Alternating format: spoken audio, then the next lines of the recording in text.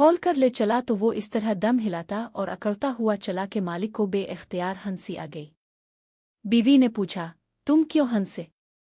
हंसी की तो कोई बात नहीं, उस जमींदार ने जवाब दिया, ऐसी ही एक भेद की बात है जो मैंने सुनी और देखी जिस पर मैं हंस पड़ा। बीवी बोली, मुझे भी वो बात बताओ। ओ जमींदार ने कहा, वो बताने की बात नहीं है, अगर बता दूंगा तो मर जावेगा। बीवी बोली, तुम झूठ बोल रहे हो, तुम मुझ पर हंसे थे। जमींदार ने बहुत समझाया कि नेकबख्त, तुझ पर मैं क्यों हंसूंगा, तुझको तो वहम हो गया है। अगर मरने का डर न होता तो जरूर बता देता। मगर वो कब मानने वाली थी। बोली, चाहो मरो, आजियों में पूछ कर ही रहूंगी। जब बीवी किसी तरह नहीं मानी तो जमींदार ने सारे पड़ोसियों को जमा किया और सारा किस्सा सुनाया कि मेरी बीवी एक ऐसी बात के लिए जिद कर रही है जिसे जाहिर करने के बाद में मर जावेगा। लोगों इसकी बीवी को बहुत समझाया और जब वो ना मानी तो अपने घर चले गए।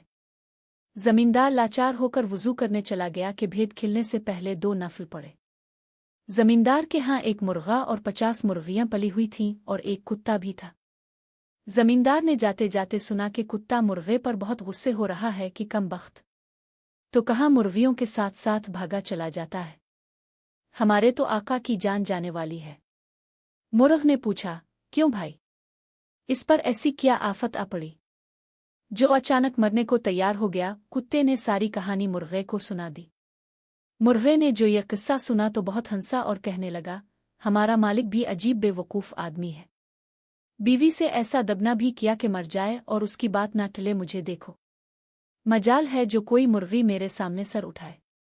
मालिक ऐसा क्यों नहीं करता कि घर में जो शहतूत का दरख्त है इसकी 2-4 सीधी सीधी टहनियां तोड़े और इस जिदिन को तहखाने में ले जाकर इसे ऐसा पीटे कि वो तौबा कर ले और फिर कभी ऐसी हरकत न करे। जमींदार ने मुर्ग की ये बात सुनकर शहतूत की टहनियां तोड़े और उन्हें तहखाने में छुपा आया। बीवी बोली, लो अब वुजू भी कर आए, अब बताव।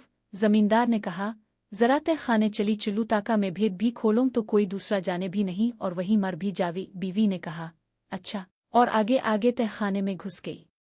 जमींदार ने दरवाजा बंद करके बीवी को हाथ जोड़कर कहने लगी, मेरी तौबा है, फिर कभी मैं ऐसी जिद नहीं करूंगी। इसके बाद दोनों बाहर निकल आए।